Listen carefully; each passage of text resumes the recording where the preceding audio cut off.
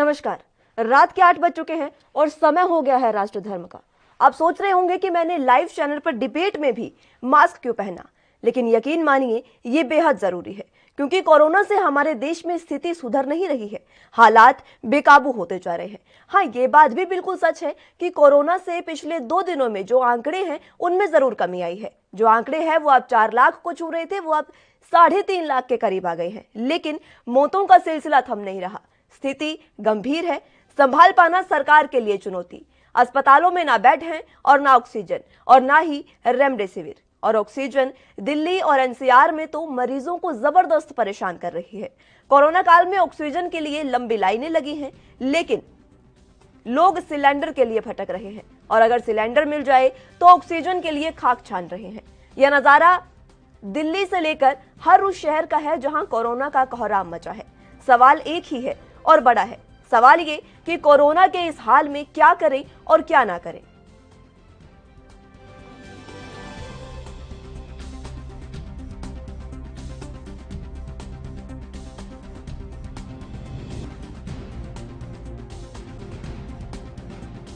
Biomarkers का मतलब कि आजकल लोग कोविड पॉजिटिव हुआ तो ब्लड टेस्ट कई करा लेते हैं। अपना सीआरपी देख लेते हैं, ब्लड सीबीसी देख लेते हैं, डी डाइमर देख लेते हैं, एलडीएच देख लेते हैं, फेरेटिन देख लेते हैं। फिर से मैं यही कहना चाहूँगा कि अगर आपको माइल्ड इलनेस है, होम आइसोलेशन पे हैं, अगर आपकी सैचुरेशन ठीक है और कोई और लक्षण नहीं है, बुखार भी ज़्यादा नहीं है, तो इन सारे बायोमार्कर्स का करने का कोई फायदा नहीं है।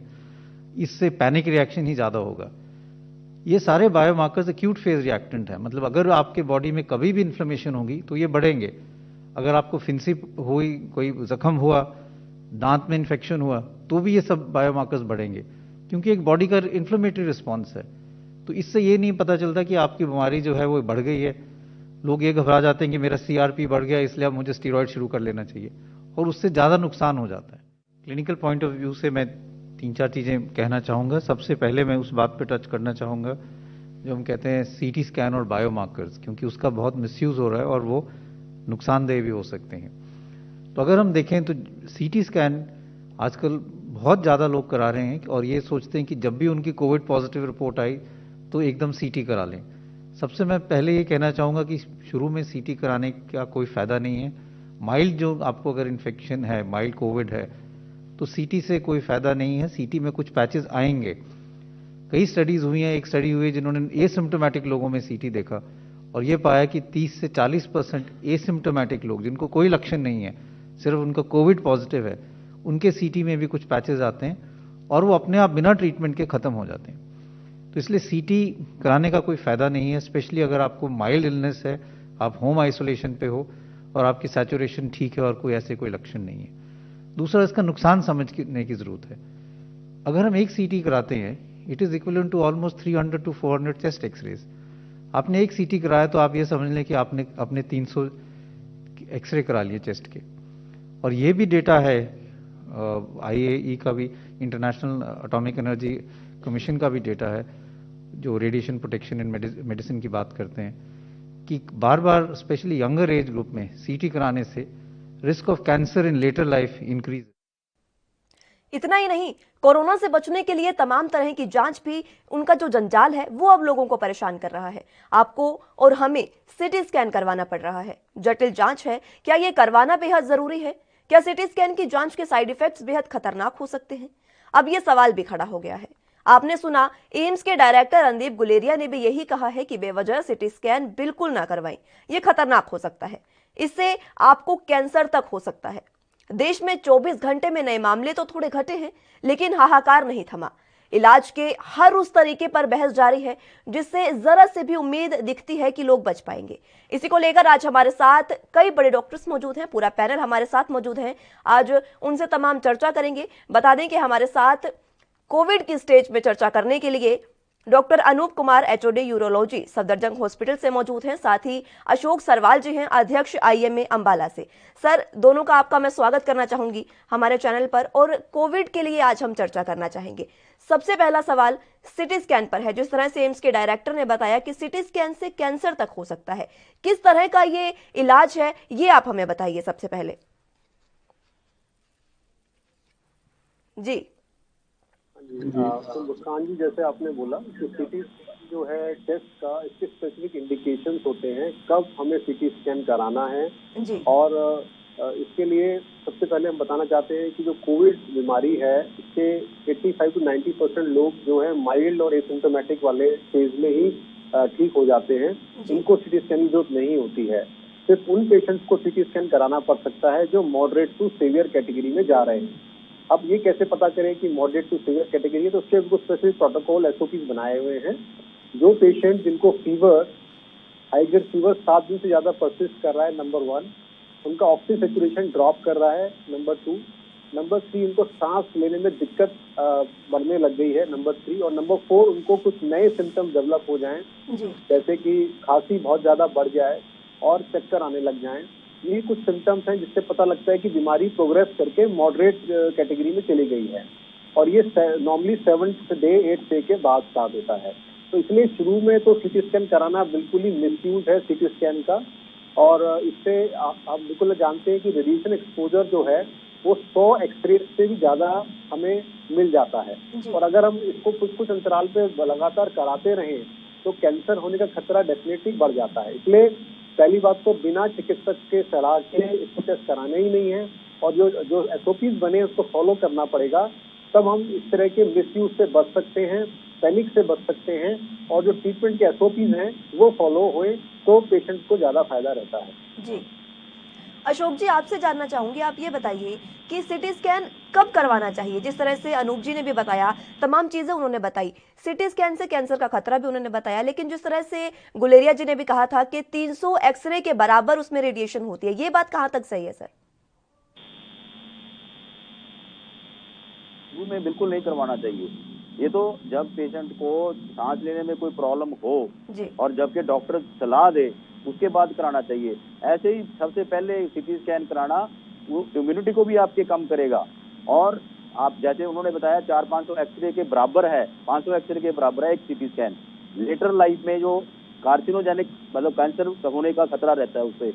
सबसे बड़ी बात है, डोंट बी पैनिकी। मैं लोगों का जो भी मेरे पास फोन आते हैं वो कहते हैं मैं कोविड पॉजिटिव हूँ। मैं कहता हूँ आपको क्या प्रॉब्लम है? प्रॉब्लम तो कोई ज्यादा नहीं है, थोड़ा बहुत नजला जुकाम या फीवर है। तो आप थोड़ा उसको don't take it as a panicky reaction. आप अगर फीवर है थोड़ा तो पैरासिटामोल ले सकते हैं, 100 से ऊपर तो थोड़ा अलार्मिंग है, 100 से कम है तो डोंट वरी। और विटामिन सी ले सकते हैं। आप अपना एक पल्स ऑक्सीमीटर रखिए, 800-1000 रुपए का मिल जाता है। आप उसको चेक करते रहिए अपनी ऑक्सीजन लेवल 94 तक तो बिल्कुल ठीक है। 90 से कम अगर 94 से अगर कम जाती है तो फिर आपको थोड़ा डॉक्टर को सलाह लेनी चाहिए। और ये थोड़ा सा आज ठीक है, मैं आपको रोकना चाहूंगी इस समय एक बार के लिए। इस वक्त की बड़ी खबर आपको बता दें पंजाब से। पंजाब में शराब के शौकीनों के लिए राहत भरी खबर है। इस वक्त की बड़ी और अहम खबर बता रहे हैं आपको। मिनी लॉकडाउन में शराब के ठेके खुलेंगे, ये आदेश अब आ गए हैं। बड़ी और अहम खबर, कैप्टन सरकार ने जारी किया है नोटिफिकेशन, और एक बार फिर से शराब क्या अब लॉकडाउन में सहारा बनेगी, ये बड़ा सवाल है। कारोबारी लगातार मांग रहे थे, दुकानें खोलने की उनकी मांग थी। सरकार ने शराब को जरूरी वस्तुओं में शामिल किया है और अब शराब के ठेके लॉकडाउन में भी खुलेंगे। बता दें आपको, लॉकडाउन जिस तरह से लगा गया है कोरोना को देखते हुए, उसमें तमाम तरह की दुकानें बंद कर दी गई थी, लेकिन मात्र जरूरी सेवाओं के लिए ही दुकानें खोली थी। और अब जरूरी सेवाओं में, जरूरी वस्तुओं में शराब के ठेकों को सरकार ने शामिल किया है। कैप्टन सरकार ने नोटिफिकेशन जारी किया है जिसमें अब कारोबारी लगातार जो मांग कर रहे थे उनकी मांग को अनुमति मिल गई है और शराब के ठेके खोलने के लिए उन्हें अनुमति मिल गई है। सरकार ने शराब को जरूरी वस्तुओं में शामिल किया है। लॉकडाउन, मिनी लॉकडाउन पंजाब में लगा है और एक बार फिर से कैप्टन सरकार का बड़ा फैसला, लॉकडाउन में शराब के ठेके खुलने जा रहे हैं।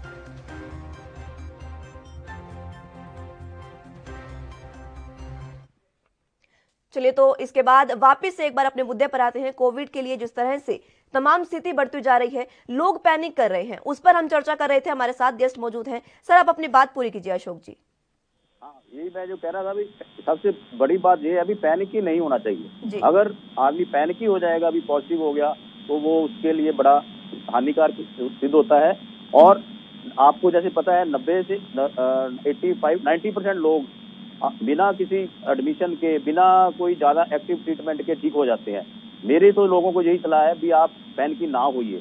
हाँ, ये जरूर है, अब आप अपना ध्यान रखिए, ऑक्सीजन लेवल चेक कराइए, और जो भी पॉजिटिव निकलता है सारे अपने कॉन्टैक्ट को कहे कि वो RT-PCR कराए और आइसोलेशन में जाए, और अपनी अच्छी खुराक खाए, खुली हवा में रहे, और थोड़ा बहुत एक्सरसाइज करे, योगा वगैरह करे, अच्छी काढ़ा वगैरह ले सकता है।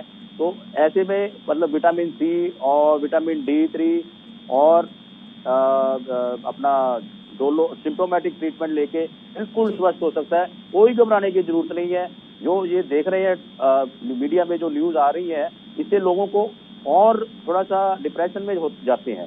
तो मैं लोगों को ये सलाह दूंगा, आप घबराइए मत, कोरोना आया है चला जाएगा, आपको चिंता करने की जरूरत नहीं है, और अपना ध्यान जरूर रखिए और डॉक्टर के साथ कॉन्टैक्ट बना के रखिए। कि लगातार तमाम ऐसी खबरें हैं जिनसे लोग पैनिक कर रहे हैं, हम भी उस भ्रम को दूर कर रहे हैं, और इसीलिए आज आपको बैठक में बुलाया है, चर्चा में यही भ्रम लोगों का दूर करना चाहते हैं।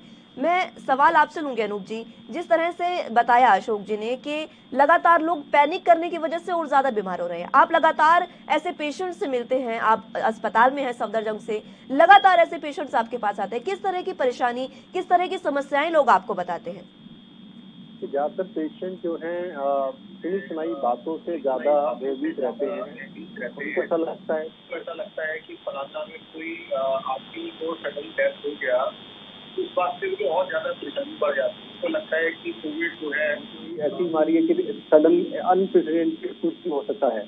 इसलिए जैसे किसी का कोविड पॉजिटिव टेस्ट आता है, रिपोर्ट आता है, वो इंसान पैनिकी होके बिना डॉक्टर की सलाह के अपने आप ही ओवर द काउंटर टेस्ट, जैसे बताया गया कि ब्लड मार्कर्स हैं, CT स्कैन है, ये सब करा लेते हैं। और तो और जो एटलीस्ट जो प्रिस्क्रिप्शन है दूसरे पेशेंट्स का, ब्लाइंडली उसको फॉलो कर लेते हैं बिना डॉक्टर एक बार भी दिखाए।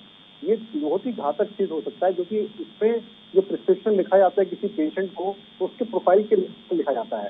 अगर कोई पेशेंट डायबिटिक है, हाइपरटेंसिव है, और कुछ दवाइयां उसमें रिएक्ट कर सकती हैं, उनके शुगर को बढ़ा सकती हैं। इसलिए बिल्कुल भी भूल कर भी ये गलती ना के आप दवाई शुरू कर लें, ये ट्रीटमेंट शुरू कर दें, नंबर 1। नंबर 2, जो मिथ्स एंड मिसकंसेप्शन है कि आप टेस्ट जो है first, second day, third day में करा लेते हैं, ये सभी टेस्ट का कोई रोल नहीं है पहले 7 दिनों में, क्योंकि ये सब टेस्ट नॉन स्पेसिफिक टेस्ट हैं। जो ब्लड मार्कर्स हैं इनको तभी कराया जाता है जब हम मॉडरेट टू सीवियर कैटेगरी में एंटर कर जाते हैं। तो 2 बातों का ध्यान रखना पड़ेगा। और तीसरा ये कि डॉक्टर की सलाह आपको हर स्टेज पे लेनी है। आप माइल्ड कैटेगरी में हैं, घर पर आइसोलेशन में हैं, बहुत अच्छी बात है, बस टेलीकंसल्टेशन स्टेट अवेलेबल है, आप फोन पर डॉक्टर से सलाह ले सकते हैं, और डॉक्टर की सलाह से ही आप ट्रीटमेंट रखें तो अच्छा रहेगा। नहीं तो ये हो सकता है कि आपको साइड इफेक्ट ज्यादा हो जाए ट्रीटमेंट के बजाय उसके फायदे होंगे। जी ठीक है, यहाँ मैं एक छोटे से ब्रेक के लिए रुकना चाहूंगी, समय की थोड़ी सी कमी है, लेकिन आपसे तमाम चर्चा जारी रखेंगे और किस तरह से कोविड लोगों में पैनिक का कारण बन रहा है उस पर भी चर्चा करेंगे। फिलहाल एक छोटे से ब्रेक के लिए रुकेंगे।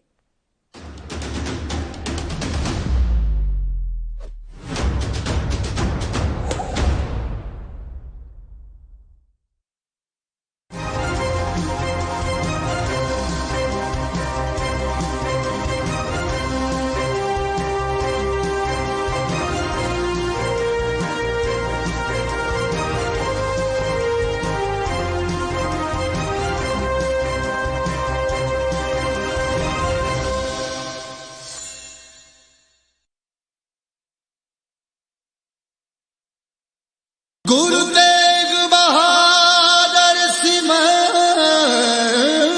मेरा नाम जोगिंदर सिंह, हेड ग्रंथी गुरुद्वारा तमतान साहब, ਜ਼ਿਲ੍ਹਾ ਜੀਂਦ। ਸ੍ਰੀ ਗੁਰੂ ਤੇਗ ਬਹਾਦਰ ਮਹਾਰਾਜ ਜੀਆਂ ਨੇ ਇਸ ਪਾਵਨ ਪਵਿੱਤਰ ਸਥਾਨ ਤੇ ਆਪਣੇ 2 ਵਾਰੀ ਚਰਨ ਸਪਰਸ਼ ਕੀਤੇ। ਜਦੋਂ ਉਹਨਾਂ ਨੇ ਕੈਥਲ ਸਰ ਕੀਤਾ, ਢਵਾਣਾ ਸਰ ਕੀਤਾ, ਇਹ ਸਤਿਗੁਰਾਂ ਜੀ ਦਾ ਪਾਵਨ ਸਥਾਨ ਜਾਣ ਕੇ ਇਹ ਸ੍ਰੀ ਸਾਹਿਬ ਸਤਿਗੁਰਾਂ ਜੀ ਤੇ ਇੱਥੇ ਸੁਭਾਇਮਾਨ ਕੀਤੀ ਗਈ। ਰਾਜਾ ਗਜਪਤ ਰਾਏ ਜੀਂਦ ਰਿਆਸਤ ਦਾ ਰਾਜਾ ਸੀਗਾ, ਜੋ ਗੁਰੂ ਸਾਹਿਬ ਜੀ ਤੋਂ ਬਹੁਤ ਪ੍ਰਭਾਵਿਤ ਸੀਗਾ। ਅੱਗੇ ਚੱਲ ਕੇ ਉਸ ਦਾ ਪੋਤਰਾ ਜਿਹੜਾ ਰਾਜਾ ਰਘੁਵੀਰ ਸਿੰਘ ਜੀ, ਉਸ ਨੇ ਇਸ ਪਾਵਨ ਸਥਾਨ ਨੂੰ ਗੁਰੂ ਕੇ ਲੰਗਰਾਂ ਵਾਸਤੇ ਕਰੀਬਨ 750 ਏਕੜ ਜ਼ਮੀਨ ਜਿਹੜੀ ਉਹ ਭੇਟ ਕੀਤੀ। ਧੰਨ ਗੁਰੂ ਤੇਗ ਬਹਾਦਰ ਸਾਹਿਬ ਮਹਾਰਾਜ ਜੀ ਦੀ ਇਸ ਸਥਾਨ ਤੇ ਬਹੁਤ ਵੱਡੀ ਕਿਰਪਾ ਹੈ। ਜਿਹੜਾ ਵੀ ਇਸ ਸਥਾਨ ਤੇ ਹੁੰਦਾ ਹੈ, ਅੱਜ ਵੀ ਗੁਰੂ ਸਾਹਿਬ ਜੀ ਕਿਰਪਾ ਕਰਦੇ ਨੇ।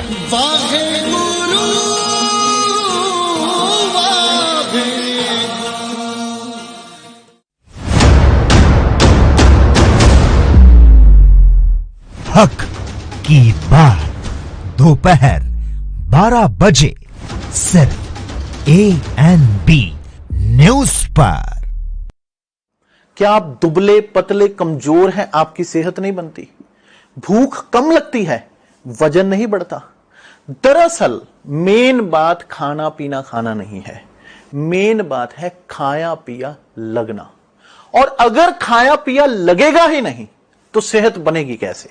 इसलिए हमारी संस्था सन्यासी आयुर्वेदा ने एक ऐसी दवा बनाई है जो कि आपके पाचन तंत्र को, आपके लीवर सिस्टम को ठीक करने का काम करती है, ताकि आप जो भी खाएं उसका पूरे का पूरा निचोड़ आपके शरीर को लगे, आपकी भूख बढ़े, खाया पिया सही से लगे, नया खून बने, हड्डियों में जान आए, वजन बढ़े, ताकत बढ़े, चेहरे पर नूर आए और आप मोटे तगड़े खूबसूरत पर्सनैलिटी के मालिक बन जाएं। यह दवा पूरी तरह से आयुर्वेदिक होती है।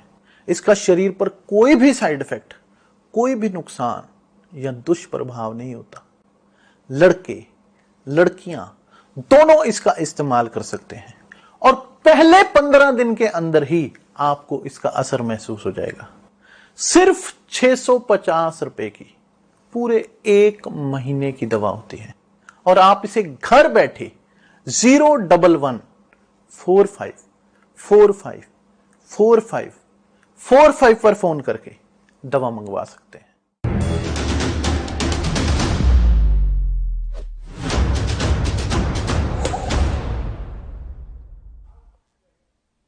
चलिए, तो ब्रेक के बाद एक बार फिर से आपका स्वागत है।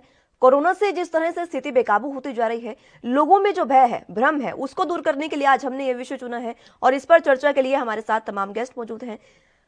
अशोक जी, आपसे मैं जानना चाहूंगी, जिस तरह से RT-PCR जो टेस्ट है उसको लेकर अब लोगों में एकदम से भय आ गया है कि शायद वो कोरोना पॉजिटिव हैं, लेकिन उनके RT-PCR में जांच में वो नेगेटिव पाए गए हैं। इसी को लेकर वो सिटी स्कैन की तरफ जाते हैं। आपको क्या लगता है कि जो लोगों में ये भय है, क्या ये मात्र भ्रम है या इसमें कोई सत्यता भी हो सकती है?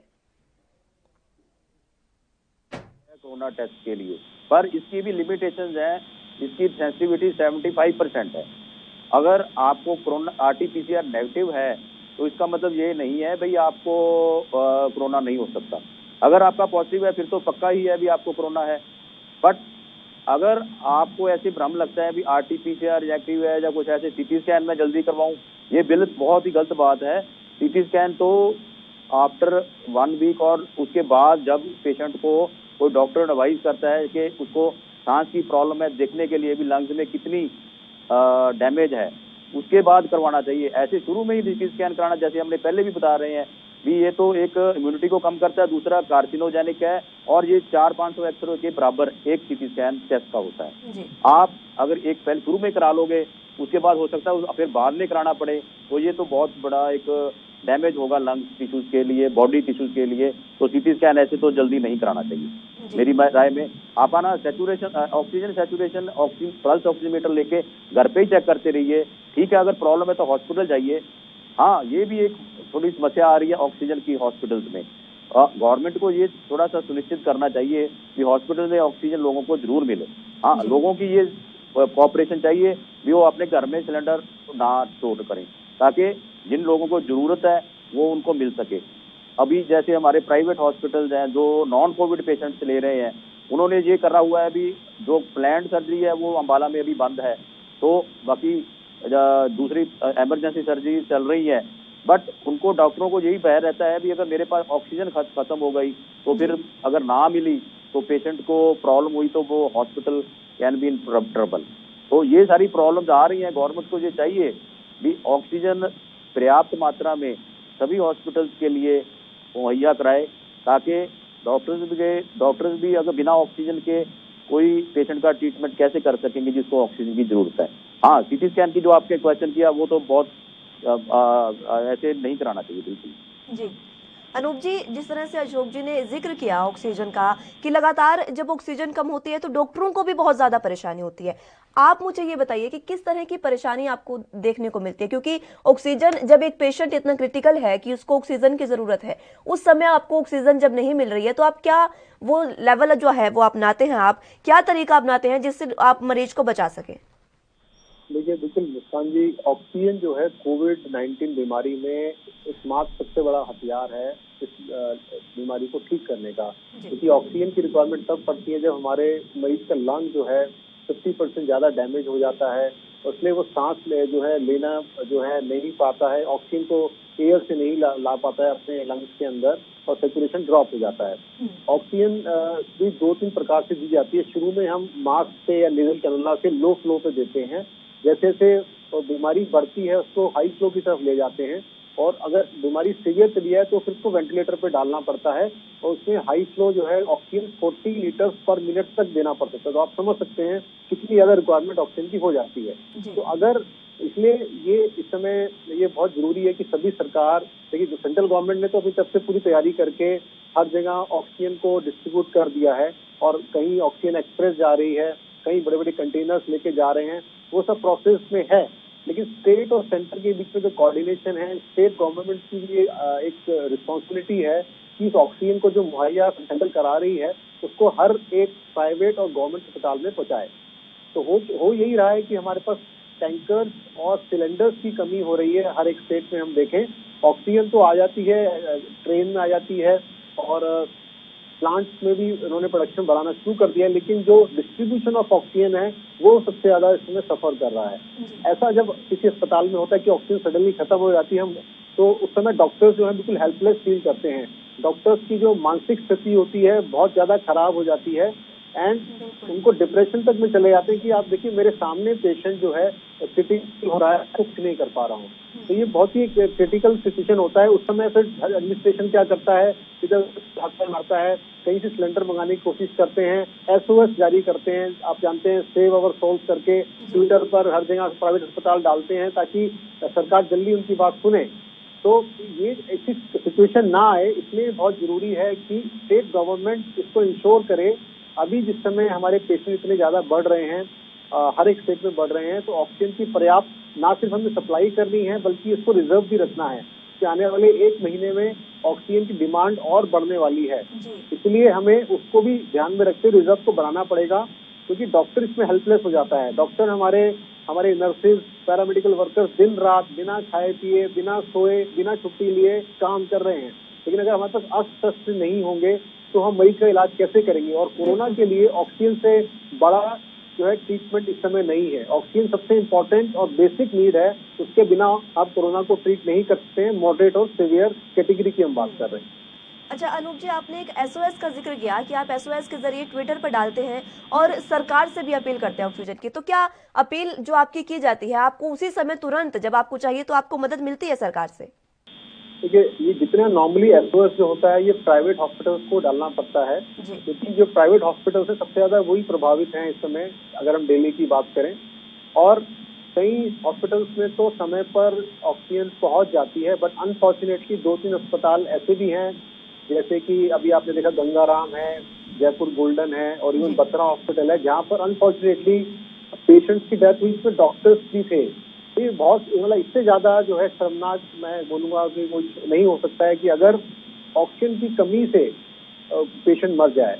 आप देखिए मरीज कितनी मेहनत करके कितनी मुश्किल से बेड पाता है किसी अस्पताल में, और वहां जाके अगर उसको ऑक्सीजन की कमी से डेथ हो जाए तो इससे बड़ा शर्मनाक और ह्यूमन क्राइम नहीं हम मानते हैं इसको। तो इसीलिए इस समय सरकारों ने अपनी तरफ से कंडीशन को दुरुस्त करने की पूरी कोशिश की है। मैंने बताया सेंट्रल गवर्नमेंट ने तो अपनी तरफ से पूरे एफर्ट 100% कर दिए हैं। अब स्टेट गवर्नमेंट को उसको अपने आप को और अपडेट करना पड़ेगा और फास्ट वार लेवल पे काम करना पड़ेगा, और इसमें मिलिट्री सर्विसेज की भी सहयोग लिया जा रहा है। तो मुझे लगता है एक बार मिलिट्री इसमें आ जाती है तो आप देखेंगे कि कंडीशन जल्दी दुरुस्त हो सकती है। जी अच्छा अशोक जी, कई बार देखा ये भी गया है कि जब एक मरीज ठीक हो जाता है कोरोना से, तब भी कई बार वो कहता है कि मुझे सिटी स्कैन करवाना है क्योंकि उसे संतुष्टि चाहिए होती है। क्या ठीक होने के बाद भी सिटी स्कैन जरूरी है? नहीं, ऐसा बिल्कुल नहीं है। ठीक होने के बाद ठीक है, पेशेंट को पोस्ट कोविड सिम्टम्स आ सकते हैं, जैसे में उसके कोआगुलेट ब्लड में जो क्लॉट का ज्यादा चांसेस हो सकते हैं, तो वो अपना डॉक्टर को दिखाए, अपनी ठीक ट्रीटमेंट ले, स्पेशली विद कोमॉर्बिडिटी। पेशेंट जो है अपने आप को कोई ट्रीटमेंट ना लें, कोई स्टीरॉयड ना लें, कोई और ड्रग ना लें जो कि लोग आपस में सुन सुना के या दूसरे की प्रिस्क्रिप्शन दे के लें, तो ताकि उसमें पोस्ट कोविड सिम्टम हो सकते हैं। अगर डॉक्टर उसको एडवाइस करता है सीटी स्कैन तभी वो करवाएं, अपने आप सीटी स्कैन कराने का कोई फायदा नहीं है। हाँ, ये भी देखा गया है जैसे सीटी स्कैन से भी एक दूसरे को इन्फेक्शन हो सकती है। जब एक पेशेंट सीटी स्कैन करा के जाता है, ठीक है, उसको स्टरलाइज करते हैं, but even then there is a possibility that the second person who is getting the CT scan from the same machine can get infection. तो ऐसे बात नहीं है अभी, ये सीटी स्कैन हर एक बहुत ही कोई ज्यादा डायग्नोस्टिक टूल है, ये तो एक बाद में प्रोग्नोस्टिक वैल्यू है इसकी, तो पेशेंट में करवाना पड़ता है, ठीक है, और डॉक्टर की सलाह के बिना नहीं करवाना चाहिए। ऐसे रश नहीं करना चाहिए, मैं सीटी स्कैन करा लूं, मेरा डायग्नोज हो जाएगा, मैं कोविड पॉजिटिव हूं या नहीं पॉजिटिव, ऐसा कुछ नहीं है। अच्छा अशोक जी, आपने ये भी बहुत बड़ी बात बताई कि अगर आप सिटी स्कैन भी करवाते हैं तो उससे भी खतरा है कहीं ना कहीं, क्योंकि ठीक है मरीज अगर कोई ठीक है या नहीं है वो हमें नहीं पता, लेकिन उससे भी काफी खतरा है। एक बात और आपने कही कि कोरोना में जब कोरोना होता है एक पेशेंट को, तब उसमें जो खून है उसका वो जमता है। कई पेशेंट्स ऐसे भी आए हैं, कई केस स्टडी ऐसी भी हमने देखी जिसमें वो क्या करते हैं पेशेंट्स की एस्प्रिन ले ली, डिस्प्रिन ले ली कि उनका खून कम होता, क्या कहते हैं, धीरे होता रहेगा, गाढ़ा नहीं होगा खून उनका, इस वजह से वो एस्प्रिन डिस्प्रिन बिना किसी डॉक्टरी सलाह के लेते हैं। उसको लेकर आप क्या कहेंगे? अपने आप डॉक्टर पेशेंट के लिए ठीक नहीं है। अभी सोचे भी इस डिस्प्रिन ले लूंगा तो मेरी कोगुलेशन ब्लड की नहीं होगी, उससे नुकसान भी हो सकता है। डिस्प्रिन से बहुत सारे इवन डेथ काजिंग इंसिडेंट्स भी हो सकते हैं डिस्प्रिन से। ऐसा अपने आप बिल्कुल नहीं लेनी चाहिए, डॉक्टर की सलाह के बाद। अशोक जी, मैं रोकना चाहूंगी आपको, अभी आपका जवाब भी पूरा लेंगे और तमाम और भी जानकारी आपसे करेंगे। फिलहाल एक छोटे से ब्रेक के लिए रुकेंगे और उस पार चर्चा फिर से जारी रखेंगे।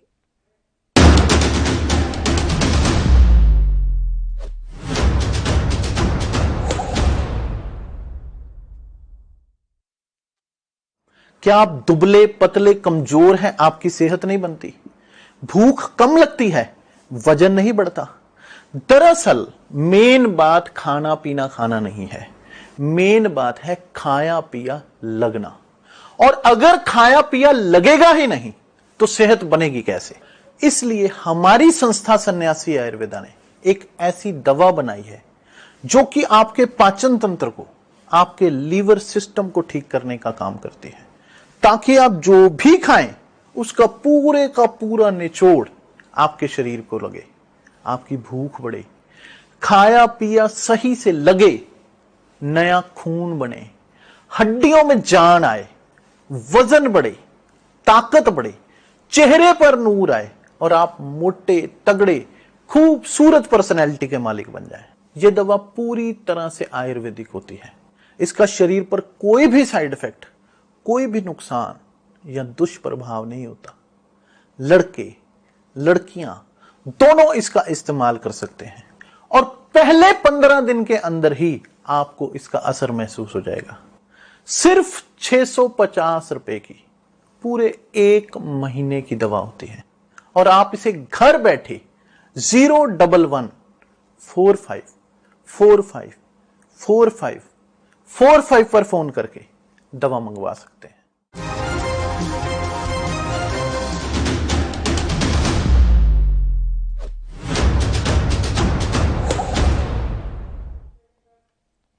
चलिए, तो ब्रेक के बाद एक बार फिर से आपका स्वागत है और चर्चा का दौर जारी रखेंगे।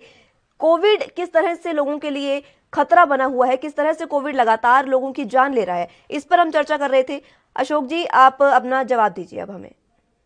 मुस्कान, जैसे आपने पूछा था, एस्प्रिन जो है ऐसे पोस्ट कोविड पेशेंट में नहीं, अपने आप नहीं लेनी चाहिए। इससे पेट में जख्म हो सकता है, अल्सर बन सकता है, ब्लीडिंग हो सकती है, प्लेटलेट कम हो सकते हैं, इसमें ब्रेन हेमरेज। तो ऐसे में डॉक्टर की सलाह के बिना एस्प्रिन ऐसे नहीं लेना चाहिए। पोस्ट ठीक है, उसमें थोड़ा होता है तो आप उसमें अपना सैर कर सकते हैं, थोड़ी अपना खाने पीने में बदलाव कर सकते हैं, चिकनाई वाली चीजें ना लें और अपना विटामिन सी, एंटीऑक्सीडेंट ये ले सकते हैं। तो ऐसे एस्प्रिन या डिस्प्रिन ऐसे अपने आप लेना खतरे से खाली नहीं होगा जी। अच्छा, कई केस स्टडी ऐसे भी हैं जिसमें एक पेशेंट जब कोविड पॉजिटिव होता है उसके बाद वो ठीक हो गया, तो अगर उसका कोई नोन, उसका कोई जानकार दूसरा अगर कोरोना पॉजिटिव आता है तो वो कहता है कि ठीक है, अभी मेरे पास प्रिस्क्रिप्शन पड़ी है डॉक्टर्स की, तुम वही दवाई ले लो। ये कितना सही है? क्या इसी तरह से दवाई लेना बिल्कुल सही है? अनूप जी, आपसे जानना चाहूंगी। देखिए बिल्कुल ज्यादातर केसेस में ये देखा जा रहा है कि लोग दूसरों की प्रिस्क्रिप्शन को ब्लाइंडली फॉलो कर रहे हैं, ये बिना देखे हुए कि उस पेशेंट को क्या तकलीफ थी, क्या सिम्टम्स थे, क्या उसको कोमोबिड कंडीशंस थी। क्योंकि किसी को अगर लंग डिजीज पहले से है, किडनी डिजीज पहले से है, लीवर डिजीज पहले से है, उसके लिए तो दवाइयों को बहुत ध्यान से देना पड़ता है। ऐसे ही किसी को शुगर है, ब्लड प्रेशर है, उसको भी दवाइयों को और ध्यान से देखना पड़ता है, क्योंकि कई दवाइयां इसमें और आपको तकलीफ पहुंचा सकती हैं। और जैसे अभी आपने एस्पिरिन का भी जिक्र किया, ये सिर्फ उन्हीं कैटेगरी में दिया जाता है जो मॉडरेट टू सीवियर कोविड में आते हैं। लेकिन कई लोग अपने आप सुनी सुनाई बातों से माइल्ड कैटेगरी में अपने आप ही घर में एस्पिरिन खाना शुरू कर देते हैं और इससे ब्लीडिंग होने के चांस बढ़ जाते हैं। तो ये बहुत ही खतरनाक चीज है। आप बिना डॉक्टर की सलाह के कुछ भी नहीं करें, ये हमारी आपसे अनुरोध है। और टेली कंसल्टेशन फैसिलिटी हर स्टेट में अवेलेबल है, आप उसका लाभ उठाएं और डॉक्टर की सलाह से ही ट्रीटमेंट चालू करें। जी, एक प्लाज्मा थेरेपी और रेमडेसिविर, इनका काफी ज्यादा जिक्र हो रहा है, क्या वाकई ये कोरोना से बचाने में लाभदायक है लोगों को? देखिए जो प्लाज्मा थेरेपी है, मैं आपको बताना चाहता हूँ कि इसका जो उपयोग है बहुत ही लिमिटेड कंडीशंस में रिकमेंड किया गया है। पेशेंट को अगर मॉडरेट कोविड सिम्टम्स हैं और वो भी within 7 days of onset of symptoms, तब हम इसको यूज कर सकते हैं एज एन एक्सपेरिमेंटल थेरेपी। और वो भी तब यूज करेंगे जब जो नॉर्मल ट्रीटमेंट है स्टेरॉइड्स और ऑक्सीजन, जो मेन स्ट्रीम है इस समय मॉडरेट और सीवियर इन्फेक्शन में, वो काम ना कर रहा हो, उसके बाद भी सैचुरेशन और पेशेंट की हालत खराब होती जा रही हो, तब हम प्लाज्मा थेरेपी यूज कर सकते हैं। प्लाज्मा थेरेपी के 2 इम्पोर्टेंट चीजें मैं आपको बताना चाहता हूँ, क्योंकि हर जगह इस समय प्लाज्मा थेरेपी के बारे में चर्चा हो रही है। प्लाज्मा थेरेपी के जो डोनर्स हैं, बहुत ही स्ट्रिक्ट क्राइटेरिया है कौन प्लाज्मा डोनेट कर सकता है, नंबर 1। नंबर 2, जिन पेशेंट को प्लाज्मा हम लगाते हैं, ऐसे ट्रायल्स में देखा गया है कि इनकी सीवियरिटी कुछ केसेस में कम हो जाती है, लेकिन डेथ पर कोई फर्क नहीं पड़ा है, यानी मोर्टेलिटी पे कोई फर्क नहीं पड़ा है। इसीलिए आईसीएमआर ने लास्ट ईयर 39 इंस्टीट्यूशंस में एक स्टडी की थी पूरे देश भर में, और ये पाया गया कि प्लाज्मा थेरेपी से कुछ खास फर्क नहीं पड़ा। लेकिन अभी भी कई इंस्टीट्यूशंस में प्लाज्मा थेरेपी यूज की जाती है एज एन एक्सपेरिमेंटल थेरेपी, जो कि परमिटेड है। लेकिन ये देखना चाहिए कि प्लाज्मा थेरेपी को जुडिशियसली यूज करना चाहिए। इसके कुछ साइड इफेक्ट्स भी होते हैं जो हमें ध्यान में रखना चाहिए। दूसरा, आपने रेमडेसिविर की बात किया। रेमडेसिविर अगेन इस समय WHO की गाइडलाइंस में इसको हटा दिया गया है एज अ रिकमेंडेड ट्रीटमेंट, क्योंकि अभी 3 बड़े ट्रायल्स आए हैं NEJM और लैंसेट में। इसमें देखा गया है कि रेमडेसिविर देने से ना तो पेशेंट की डेथ रेट पे कोई फर्क पड़ा, ना उसकी सीवियरिटी ऑफ इन्फेक्शन में कोई फर्क पड़ा। सिर्फ एक स्टडी में 2 से 3 दिन से कम हो गया। इसीलिए कुछ सेंटर इसको दिया जाता है, लेकिन इसके बहुत ज्यादा साइड इफेक्ट्स हैं। मैं आपको वार्न फिर करना चाहूंगा जो कि इनको देख रहे हैं इस प्रोग्राम को। इससे लीवर डिजीज और जो किडनी डिजीज से ऑलरेडी ग्रसित लोग हैं, उनको बहुत सीवियर साइड इफेक्ट हो सकते हैं। इसीलिए रेमडेसिविर सिर्फ सिलेक्टेड पेशेंट्स में under supervision of a doctor in hospital setting ही लेना चाहिए, घर पर भूल के भी इसको ना लें। जी, यानी कि लोग जिस तरह से रेमडेसिविर को एक तरह से काला बाजारी उसकी शुरू हो गई है, लोग अपने घरों में उसे जमा करके रखने लगे हैं कि हमें कभी भी जरूरत हुई, कभी भी उन्हें लगा कि हमें हल्का बुखार है या कोई भी कोरोना के सिम्टम है, तो वो उसे रेमडेसिविर को यूज कर लेंगे। ये कितना बिल्कुल गलत है, यानी कि आप यही कहना चाह रहे हैं? बिल्कुल, देखिए रेमडेसिविर एक मैजिक बुलेट नहीं है, कोई ब्रह्मास्त्र नहीं है कि आपने घर में बैठे इसको लगवा लिया इंजेक्शन और आप ठीक हो गए।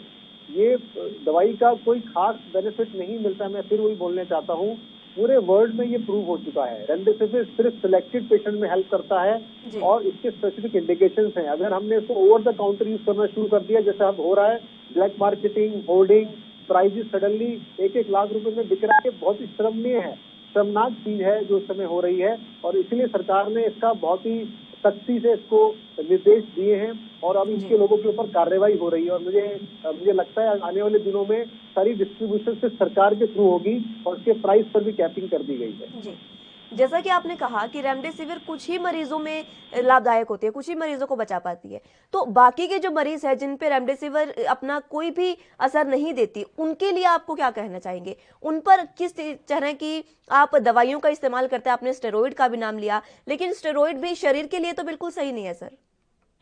देखिए, जो ट्रीटमेंट होता है moderate to severe covid patients के लिए, तो जो सेंट्रल गाइडलाइंस हैं उसमें ऑक्सीजन थेरेपी है और स्टेरॉइड अंडर सुपरविजन है।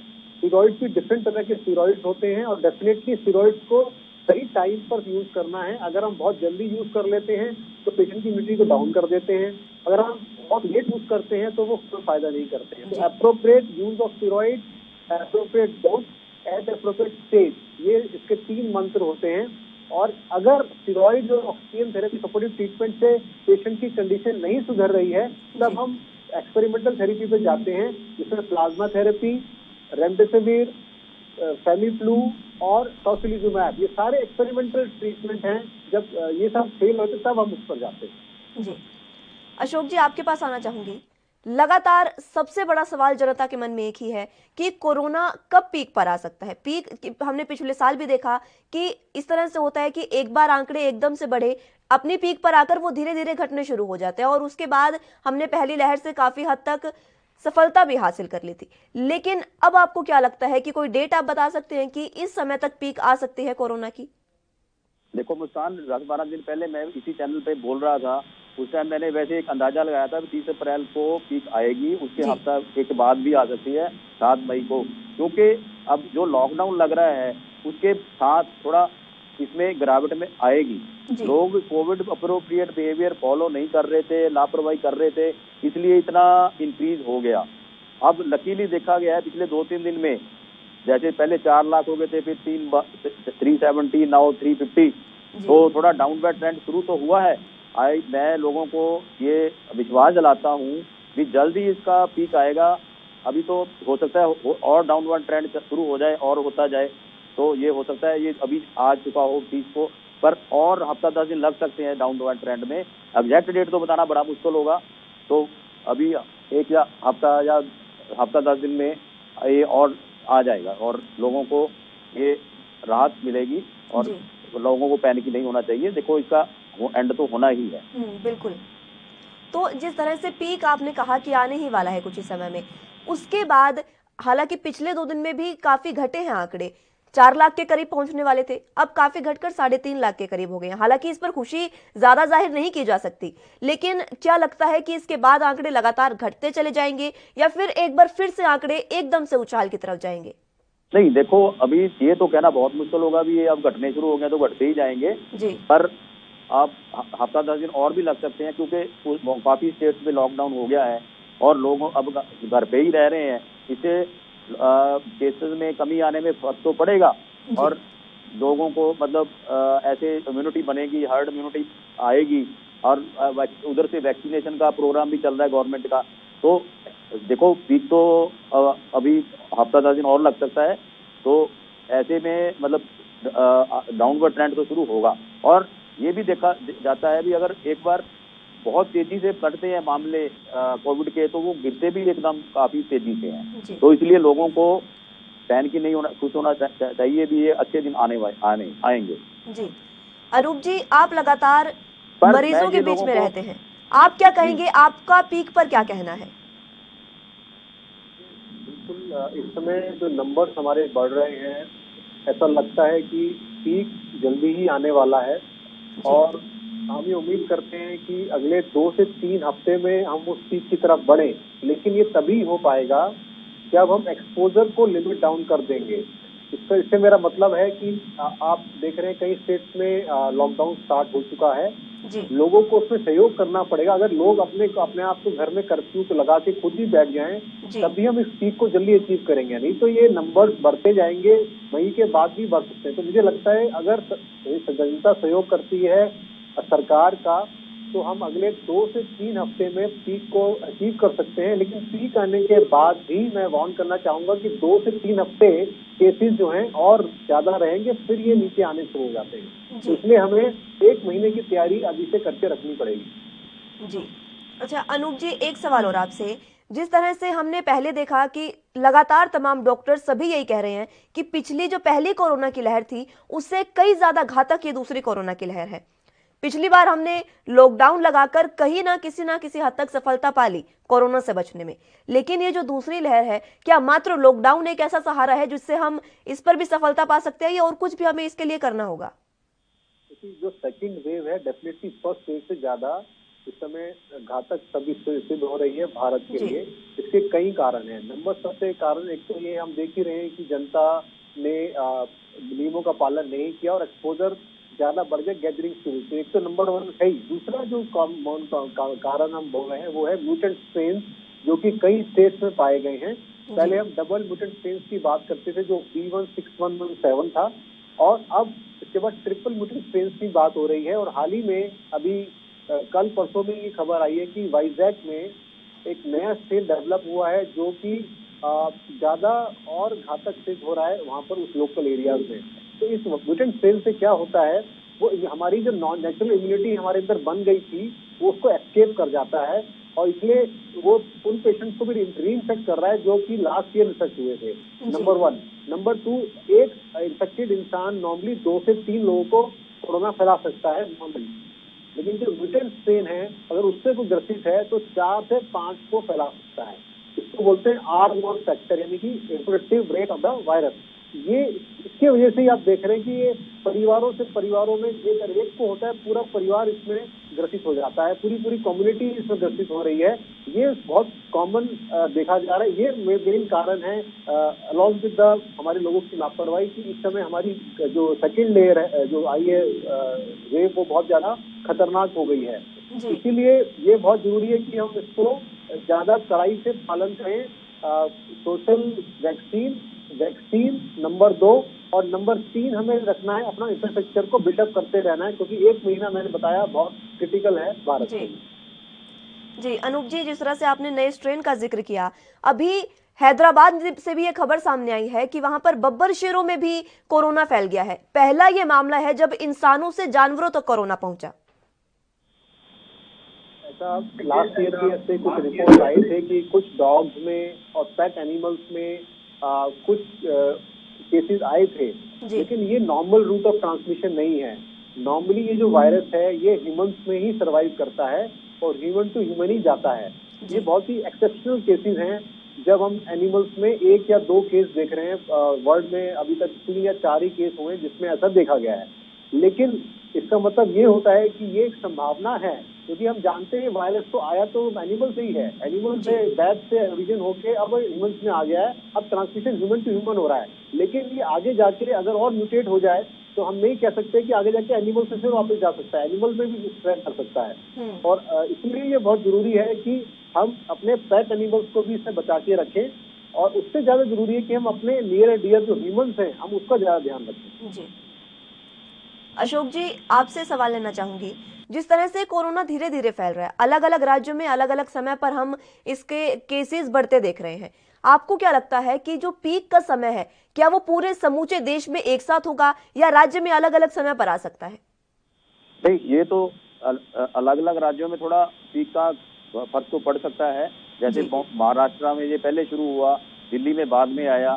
तो जब आप ऐसे देख रहे हैं अभी बॉम्बे में अब काफी केसेस कम आ रहे हैं, डच भी कुछ कम हो गई हैं, अभी दिल्ली में काफी ज्यादा फैल चुका है।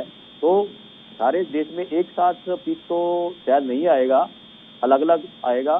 तो पर हफ्ता 10 दिन के बाद पीक जरूर आएगा, और इसके लिए लोगों का सहयोग बहुत जरूरी है। लोगों को कोविड एप्रोप्रिएट बिहेवियर का सख्ती से पालन करना पड़ेगा।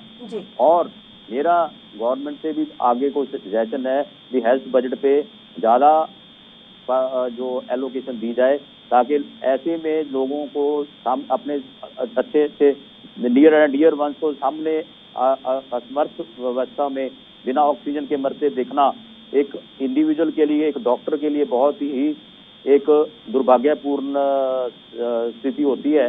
तो ऐसे में आगे के लिए प्लानिंग भी जरूरी है। चलो अभी तो ऑक्सीजन मुहैया कराना गवर्नमेंट की बहुत अहम जिम्मेदारी है, और डॉक्टर भी जैसे मैंने बताया तभी ये इलाज कर सकेंगे अगर उनके पास हथियार in the form of oxygen. Oxygen is the most common stay of the treatment. बिना ऑक्सीजन के आप कोरोना को कोई ट्रीट कर ही नहीं सकते। जी अशोक जी, तमाम पॉलिटिकल पार्टी से भी हम लगातार सवाल करते हैं, सरकार से भी हमारा सवाल रहता है कि पहली लहर और दूसरी लहर में जब इतना समय आपके पास था तो आपने तैयारियां क्यों नहीं की? मैं आपसे ये जानना चाहूंगी कि वो किस तरह की तैयारियां हो सकती थी जिसमें हम अब दूसरी लहर से बच सकते थे?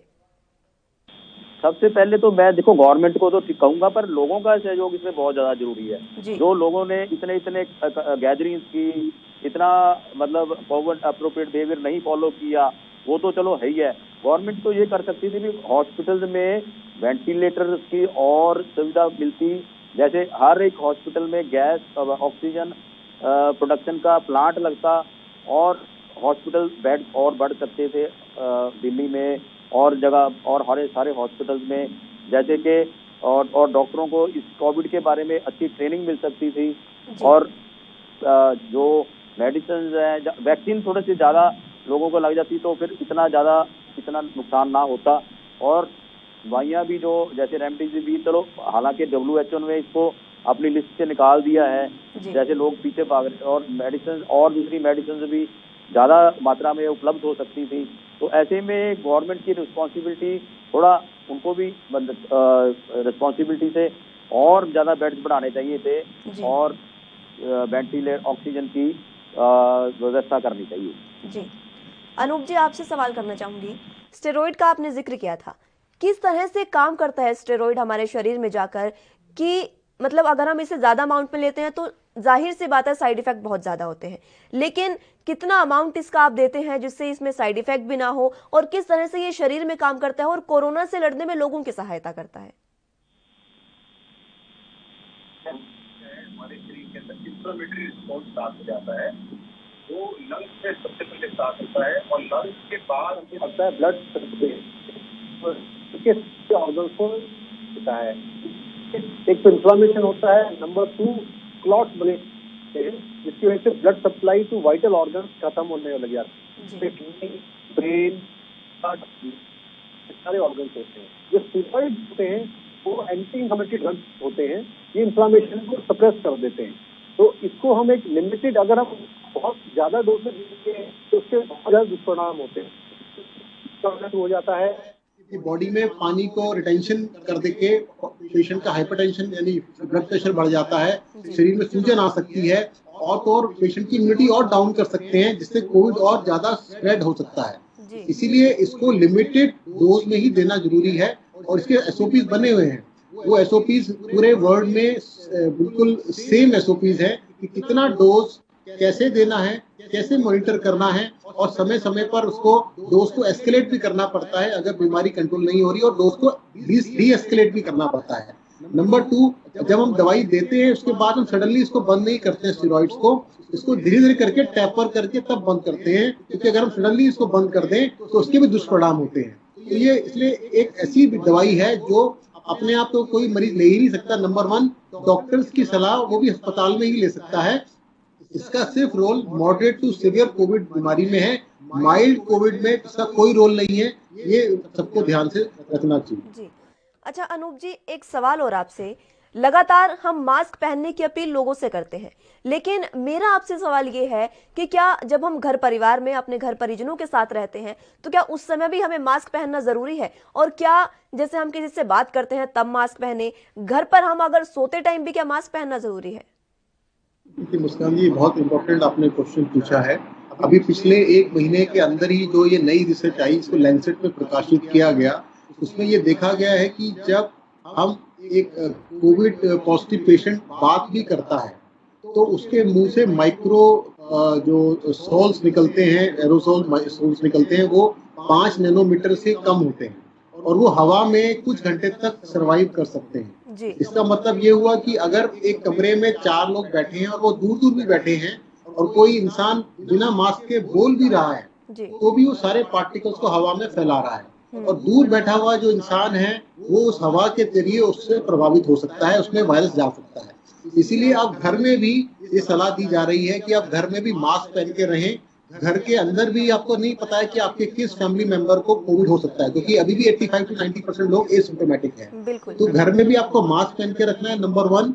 नंबर 2, आपको क्रॉस वेंटिलेशन घर का अच्छा रखना है।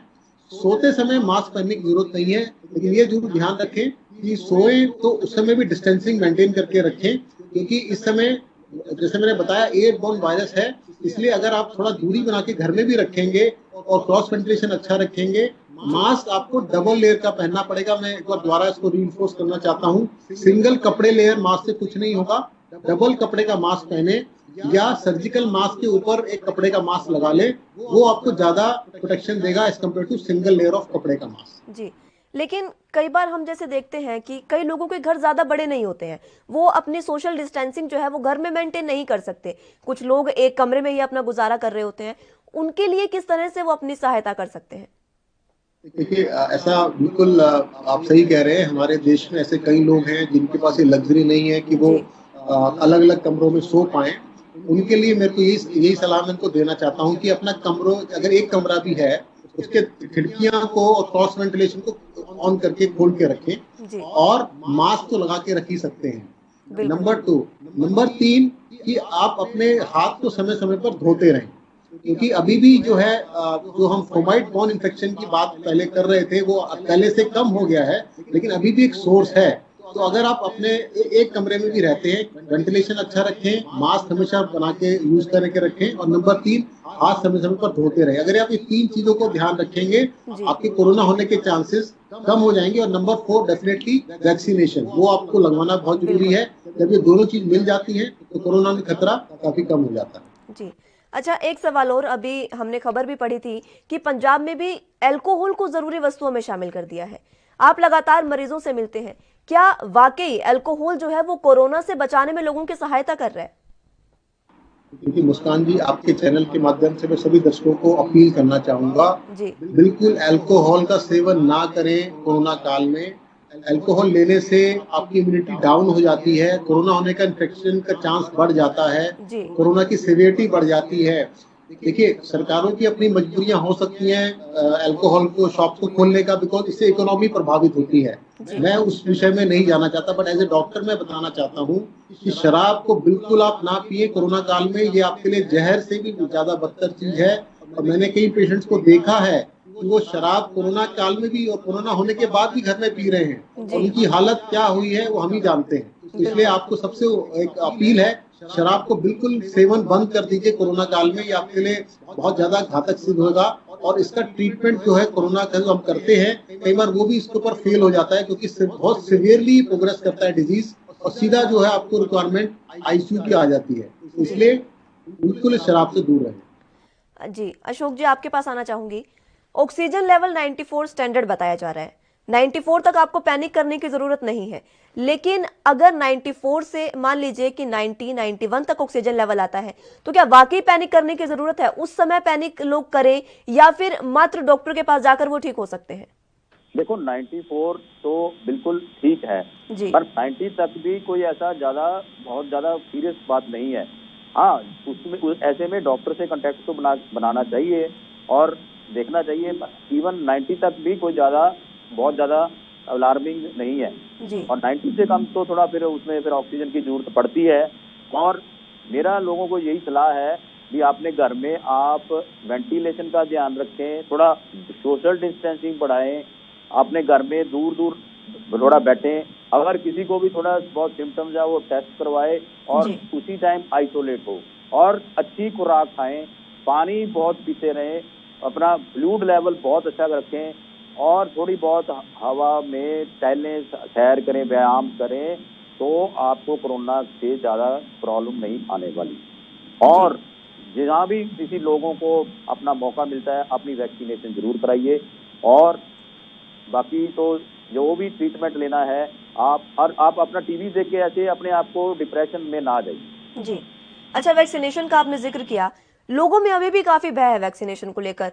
कुछ लोग वाकई बीमार भी हो रहे हैं, लेकिन कई लोगों में बिना बात का भय उनमें मौजूद है कि वो जैसे ही वैक्सीनेशन लगाएंगे वो बीमार हो जाएंगे। उनके लिए आप क्या कहेंगे? ये तो बहुत ही गलत धारणा है, और ये बहुत ही मतलब मिसकंसेप्शन है भी वैक्सीन से ये हो जाएगा वो हो जाएगा। हम अब तो मेरा ख्याल 15-20 करोड़ लोगों को लग चुकी है, जो कि बहुत ही बड़ी स्टडी हो चुकी है, और बहुत ही नेग्लिजिबल कोई प्रॉब्लम है। और इससे मे बी 70 to 80% प्रोटेक्शन हो सकती है, 60%, पर आपको एक मौका तो मिल रहा है ना आपको प्रोटेक्शन लेने के लिए। हमने सभी 90% doctor, I would say 70 to 80% doctor ने लगवा ली है, तो उनको कोई प्रॉब्लम नहीं हुई। कोई मैंने ये देखा नहीं है कोई मेजर किसी को रिएक्शन हुआ हो। तो मेरी तो सबको यही सलाह है, आप वैक्सीन जरूर लीजिए, कोविशील्ड हो, कोवैक्सीन हो, अब जो स्पुतनिक आई है, जो भी आपके पास अवेलेबल है, इमीडिएटली अपने आपको सभी को, अपने फैमिली मेंबर्स, अपने दोस्त, सबको सलाह देनी चाहिए। Vaccine is the only treatment possible for this pandemic. जी ठीक है, एक छोटा सा आखिरी कमेंट मैं आपसे एक छोटा सा लेना चाहूंगी। सिटी स्कैन, स्टेरॉइड और रेमडेसिविर कोरोना में लोगों को बचा रहे हैं, लेकिन शरीर पर इनका बहुत बुरा प्रभाव है। छोटा सा कमेंट मैं आपसे लेना चाहूंगी। नहीं, मैं मुस्कान पहले जैसे भी बताया है, सीटी स्कैन ऐसे पैसे बिल्कुल नहीं चलाना, यूज करना चाहिए। स्टीरॉयड भी तब यूज करने चाहिए हॉस्पिटल सेटिंग में जाके, डॉक्टर की रेख देख में, जब उसको जरूरत हो। जो स्टीरॉयड है इम्यूनोसप्रेसिव ड्रग्स हैं, ठीक है, वो जब कोविड में काफी हेल्पफुल भी हो रही हैं, but under at the right moment when the patient is very serious and under the supervision of doctor. Otherwise steroid can be double edged weapon, they can cause harm, तो वो नुकसान भी कर सकते हैं।